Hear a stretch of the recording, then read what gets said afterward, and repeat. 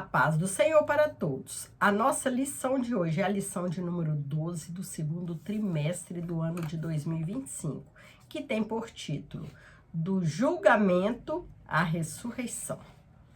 O texto áureo que se encontra em João 19:30 nos diz: E quando Jesus tomou o vinagre, disse: Está consumado. E inclinando a cabeça, entregou o Espírito. A verdade prática: na cruz, Jesus triunfou sobre o pecado. Na ressurreição, conquistou a vitória sobre a morte. Jesus para nos dar salvação, para nos dar o direito de entrar no céu, para nos dar o direito de sermos chamados filhos de Deus, para nos dar o direito de sermos libertos do pecado, das mãos do inimigo. Jesus precisou vir à terra, sofrer, ser crucificado, morrer, mas ressuscitou para nos dar essa vitória. Está consumado. Foi quando Jesus triunfou, nos deu o direito da salvação.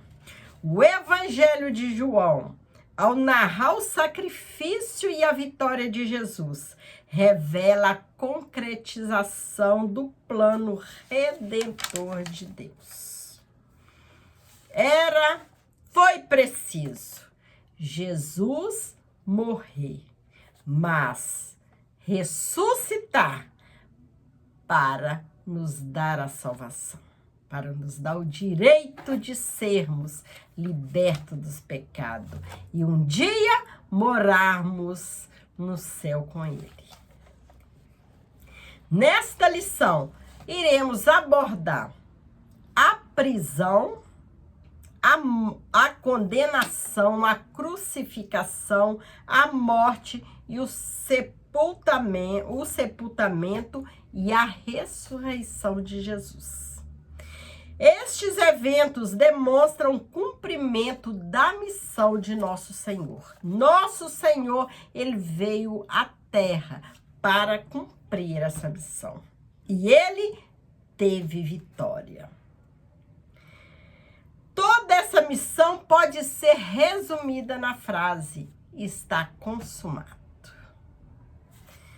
Ao dizer está consumado, Jesus, ele disse que a sua missão estava pronta, que ele tinha cumprido a missão de vir à terra para salvar a humanidade, para libertar a humanidade.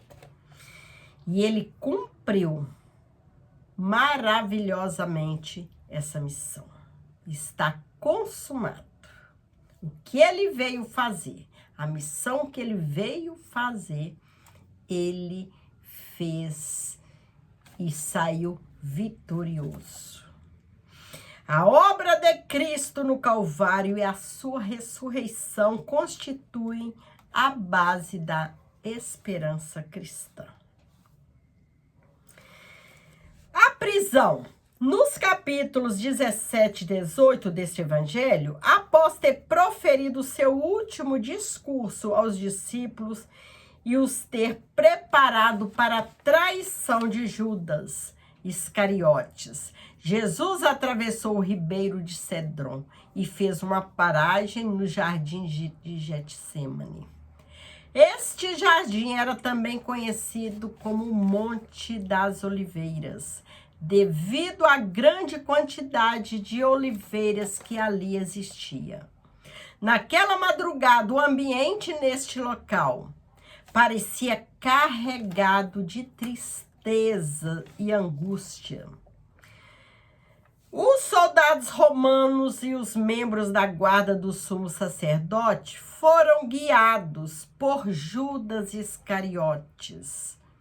Judas, que andou com Jesus, se alimentou na mesa com Jesus. Ele traiu Jesus. Ele entregou Jesus nas mãos dos inimigos.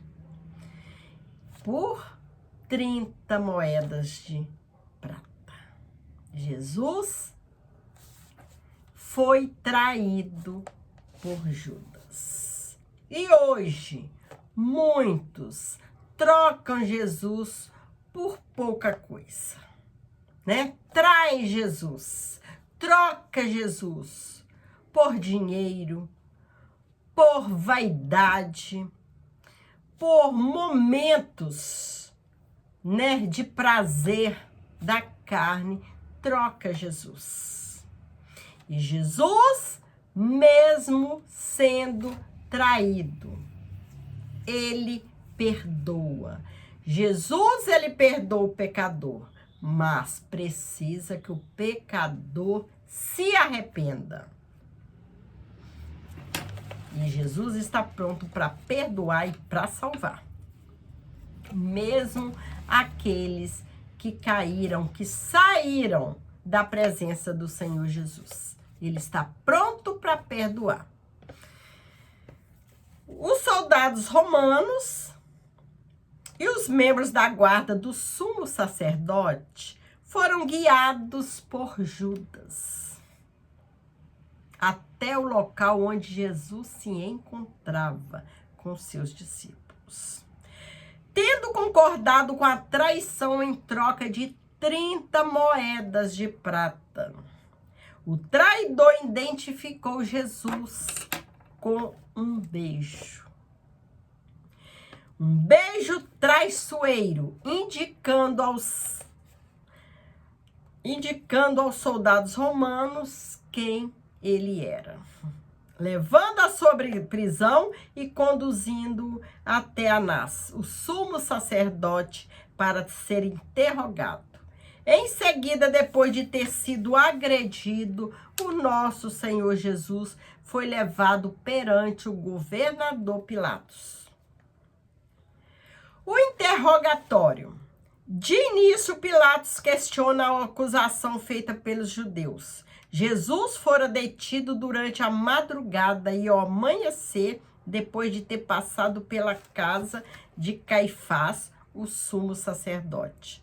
Os judeus preferiram que a condenação viesse do governador Pilatos. Assim levaram Jesus até ele. Apesar de este preferir que fosse os próprios judeus a julgar Jesus conforme as leis judaicas.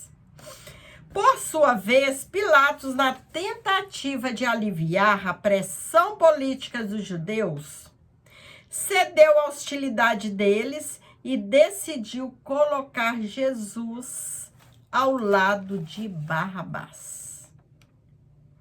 Este último era um criminoso notório e escolheram libertá-lo em vez de desistirem da crucificação de Jesus. Trocaram Jesus por um criminoso.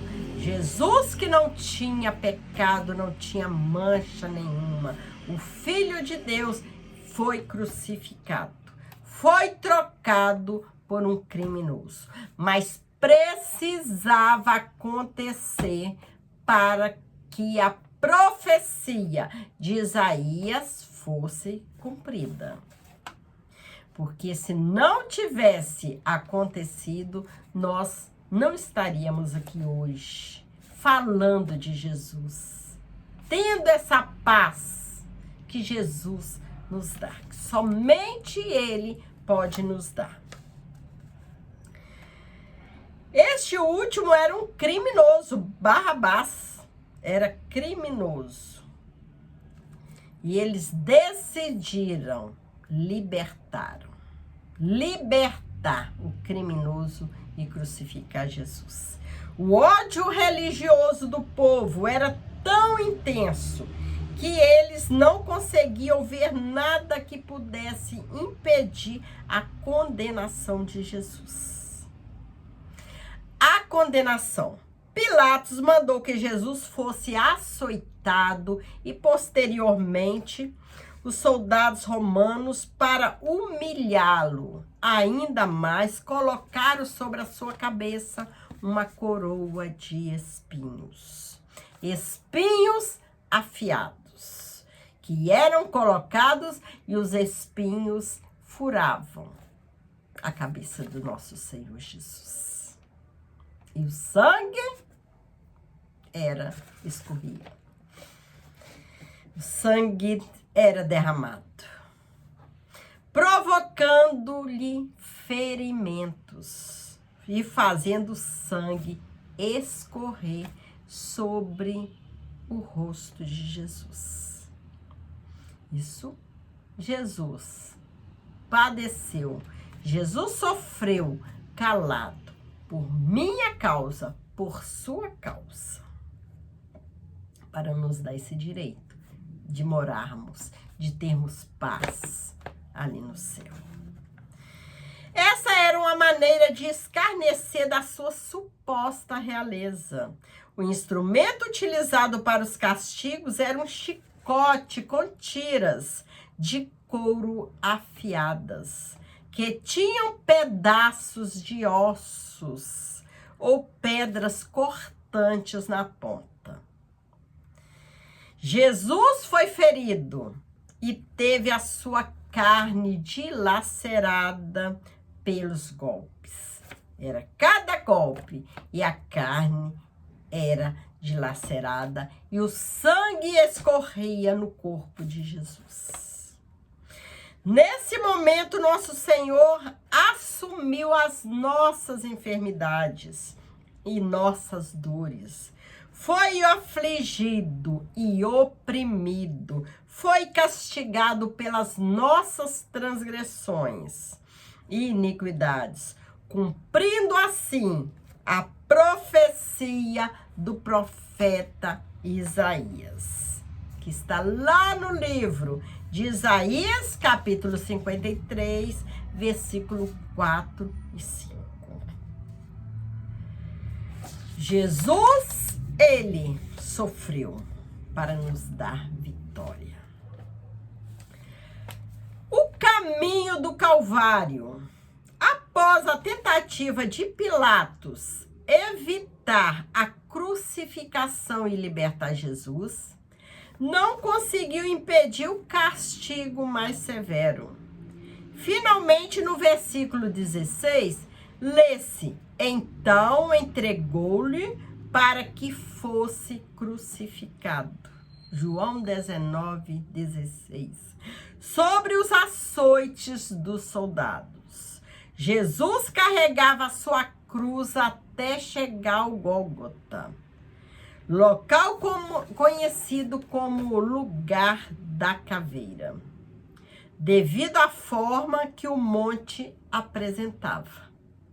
Em João 19, 18, menciona-se que o Gólgota era um lugar público onde as pessoas podiam testemunhar, testemunhar o horrível drama a qual os soldados romanos submetiam os condenados. Nos evangelhos sinóticos Mateus, Marcos e Lucas, foram registrados detalhes sobre o evento durante a crucificação de Jesus. Ao lado de Jesus, à sua esquerda e à sua direita, estavam dois homens acusados como criminosos. Sendo que Lucas narra o arrependimento de um deles, enquanto o outro zombava de Jesus. Ele acreditou que Jesus era o Filho de Deus. E ele se arrependeu. E ganhou a salvação. Enquanto o outro criminoso zombava de Jesus. É curioso notar que o profeta Isaías também mencionou isso anteriormente no capítulo 53, 12, afirmando que ele foi contado com os transgressores. Jesus, ele foi preso, crucificado e não fez nada. Foi crucificado, morto, mas para cumprir a profecia de Isaías. A missão foi encerrada. Jesus teve vitória. Como homem, Jesus experimentou a sede, né? Como ele foi 100% homem, ele também teve sede, que foi a última necessidade humana antes de morrer na cruz. A sua sede física foi momentânea e aliviada por uma esponja que não continha água, mas vinagre, oferecido pelos soldados romanos. Jesus teve sede, pediu água. Ao pedir água para saciar sua sede, nosso Senhor tinha plena consciência de que as Escrituras estavam se cumprindo e que aquele momento final, como homem, se aproximava. Assim, ciente de que sua missão na terra estava completada, não hesitou em proclamar a vitória do plano divino ao afirmar: está consumado. João 19:30. A obra de Jesus estava concluída. O seu grito não era um grito de derrota, mas sim uma declaração da realização de uma tarefa confiada pelo Pai. O Pai lhe confiou essa tarefa, lhe confiou essa missão. E Jesus cumpriu e alcançou vitória. O sepultamento. No versículo 38, aparece um homem que admirava Jesus e era um discípulo discreto e reservado, chamado José de Arimateia. Ele fazia parte do Sinédrio. Está escrito lá em Marcos 15:43. E era uma pessoa abastada. Mateus 27:57. Devido ao temor que tinha dos judeus, mantinha-se afastado dos discípulos. Mas conseguiu vencer esse medo ao reunir coragem para dirigir a Pilatos e solicitar o corpo de Jesus para ser sepultado. João 19:42. A informação contida no texto sugere que o túmulo onde Jesus foi sepultado não ficava longe do Monte do Calvário. O túmulo vazio. Na manhã do primeiro dia da semana, domingo, ocorreu um terremoto na área do sepulcro. E um anjo de Deus deslocou a pedra, sentando-se sobre ela. Mateus 28:2. Foi nesse instante que Jesus ressuscitou do lugar onde seu corpo se encontrava.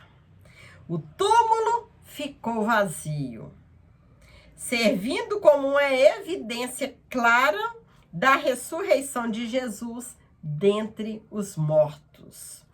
No Evangelho de João é relatado que após o sábado judaico, Maria Madalena dirigiu-se ao sepulcro, acompanhada por Maria, mãe de Tiago e Salomé. Marcos 16, versículo 1-3.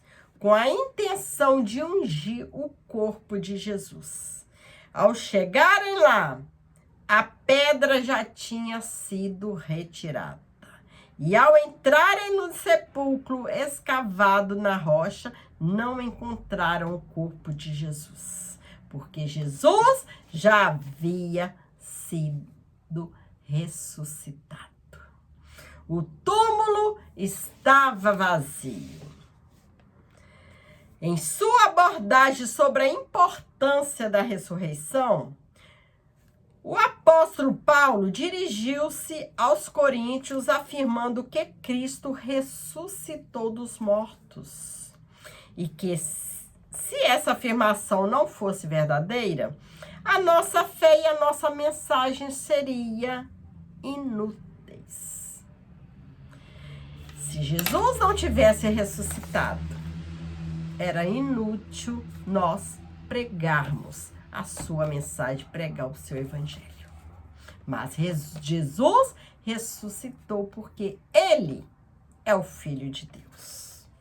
E ele veio cumprir essa missão. E cumpriu. E alcançou vitória. Nos dando esse direito maravilhoso de morar com ele um dia. Existem pelo menos duas razões para crermos na ressurreição do Senhor. A primeira baseia-se nas palavras de Jesus que afirmara ser necessário que ele ressuscitasse dentre os mortos. A segunda razão é o fato de Pedro e João terem verificado que Jesus não estava mais no sepulcro quando souberam do túmulo vazio.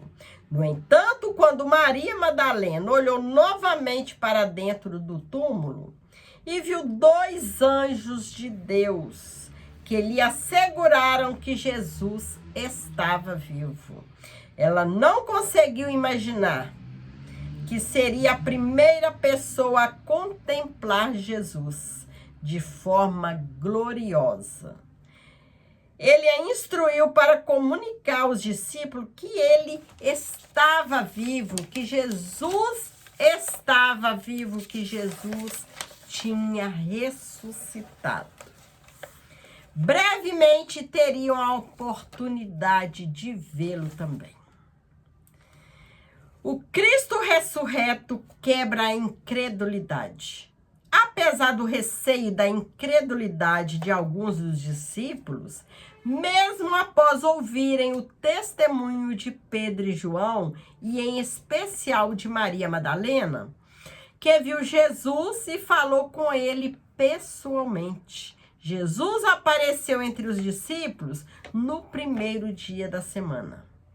Ele surgiu no meio deles e diz: paz seja convosco. João 20:19. Em outras ocasiões, nosso Senhor também se manifestou aos discípulos antes da sua ascensão ao céu. A Pedro e alguns outros que o seguiam. Jesus revelou-se novamente e realizou o milagre da pesca abundante. Uma prova do poder do Cristo ressuscitado. Seria impossível permanecer incrédulo depois de testemunhar o Cristo que venceu a morte. Se Jesus não tivesse ressuscitado, seria inútil nós pregarmos o evangelho. Mas pela fé, nós cremos que o nosso Senhor, ele um dia voltará, porque ele prometeu que voltará para nos buscar. E ele vai buscar a tua igreja, uma igreja que ele vai encontrar limpa, com as vestes brancas, sem manchas.